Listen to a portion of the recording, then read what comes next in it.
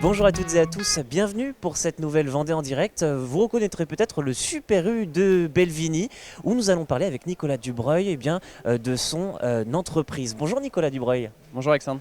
Merci d'avoir fait le déplacement pour aller voir cette machine que nous allons découvrir, ce distributeur dans quelques instants qui se nomme Ecovrac, c'est le nom de votre entreprise. Qu'est-ce qu'Ecovrac ?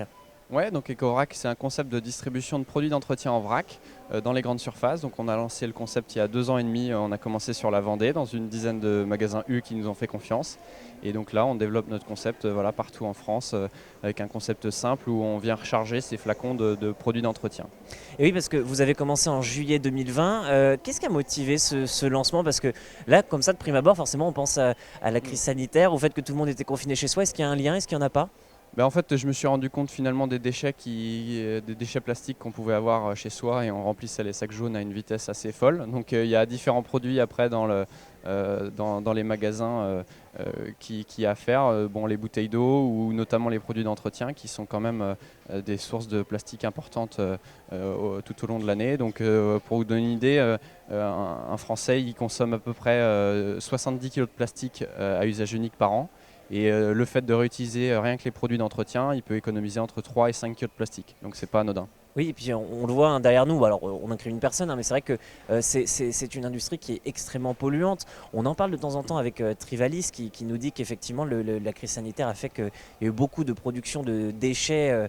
Pour les produits d'entretien, pour les produits ménagers, pour les produits aussi qui ont servi pendant la crise sanitaire, les masques, les gants, tout ceci, tout cela. Et vous, donc, vous proposez cette solution pour essayer de réduire cette quantité de plastique. Est-ce que vous avez déjà pu mesurer un petit peu ce que vous avez pu économiser ? Oui, tout à fait. Donc nous, on propose une alternative aux consommateurs. On leur donne la possibilité de consommer autrement.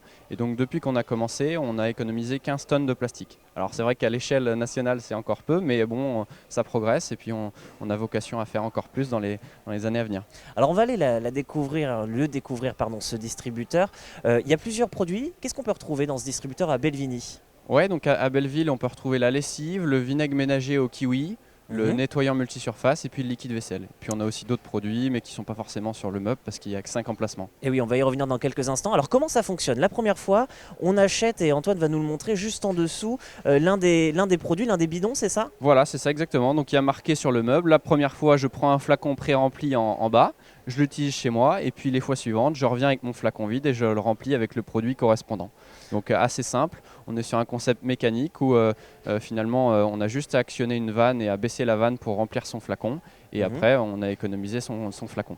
Alors, à savoir en plus, parce que nous, quand on a préparé cette émission, on a vu justement une personne qui revenait pour la première fois pour essayer. Si c'était un petit coup de com', c'était bien joué, mais en revanche, cette personne semblait vraiment sincère. Il y avait déjà un intérêt pour le produit qui apparemment au niveau de l'odeur était intéressant. Et puis ce côté vraiment satisfaisant de faire des économies sur le plastique et en même temps sur le contenant, parce que c'est comme n'importe quel produit consigné, c'est-à-dire que vous le ramenez, ça coûte moins cher en fait. Ouais, exactement. C'est un peu, c'est justement un peu de se dire que c'était l'idée du concept, c'était que en fait quand on achète un flacon de produit d'entretien, quand on l'utilise une seule fois, finalement on jette un flacon qui est quasiment neuf. Donc ça c'était quand même une aberration pour nous. Donc c'est pour ça qu'on a créé ce concept. Et effectivement vous parliez de la qualité des produits, donc qui sont fabriqués sur Vertou, pas très loin de la Vendée. Et ça permet d'avoir une qualité de produit professionnelle et les gens nous le font bien savoir.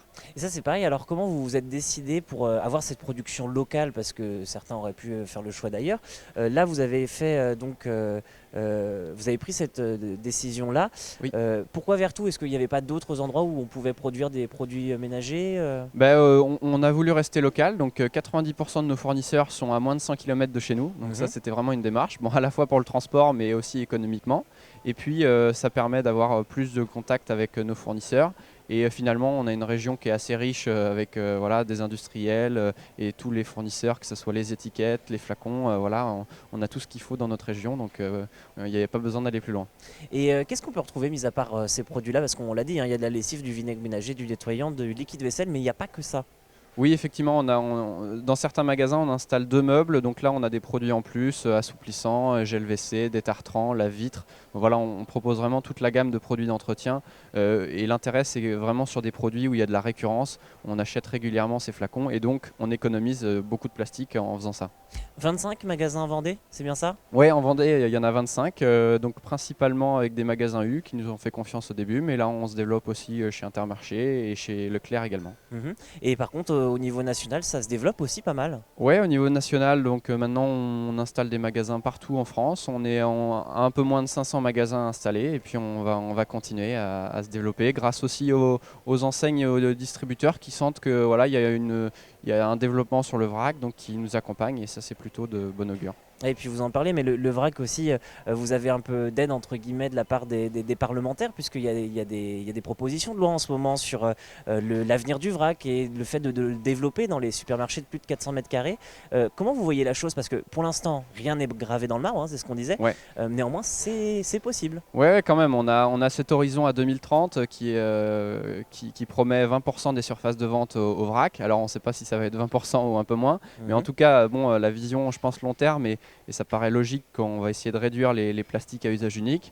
Bon, maintenant, entre 2023 et 2030, il y a encore un peu de temps, donc il peut se passer pas mal de choses, mais à nous d'être alerte pour continuer de se développer. Alors on le disait, en plus le travail parlementaire n'est pas tout à fait fini. La deuxième question forcément qui vient aussi, c'est qu'on a depuis quelques semaines, quelques mois aussi des voix qui s'élèvent contre le vrac. Alors forcément pour l'aspect alimentaire, parce que vu que beaucoup de personnes le touchent, on pense aux différents pathogènes qui peuvent intervenir. Mais il y a aussi le fait que c'est quand même contraignant. Alors qu'est-ce que vous répondez à ça? Mais effectivement, alors c'est plutôt sur le vrac alimentaire pour le coup, où il peut y avoir des problèmes d'hygiène. On découvre le prix aussi au dernier moment quand on remplit son sachet. Bon, nous, on a essayé de contrer un peu ça. Déjà, on est avec des produits d'entretien, donc la conservation des produits fait qu'on n'a pas de souci d'hygiène. Et puis, comme on est sur des flacons, en fait, on est entre la recharge et le vrac, nous. Donc comme on est sur des flacons qu'on remplit, je dirais, au ragoulot à chaque fois, on paye un prix et on sait que le prix affiché est le bon. Et puis effectivement, bon, il y a quand même un comportement d'achat qui change et le consommateur doit penser à ramener son flacon et ça c'est le plus gros challenge dans les années à venir pour vraiment développer le vrac. Il nous reste quelques secondes, un tout dernier mot en quelques secondes sur les projets que vous... Parce que j'imagine que le développement va continuer désormais. Ouais, on va continuer de se développer en France et puis on réfléchit aussi à d'autres produits dans cet esprit voilà, zéro déchet pour réduire les plastiques à usage unique, notamment dans l'univers des produits d'entretien. Il y a encore beaucoup de choses à faire ou à tester. Et bien, en tout cas, on vous souhaite bon courage. Merci Nicolas Dubreuil d'avoir accepté Alexandre. notre invitation. Merci. Et merci à vous d'être toujours aussi fidèle devant la Vendée en direct. Nous, on va continuer, on va aller peut-être prendre une petite recharge. Allez, bonne journée à vous et à bientôt sur TV Vendée.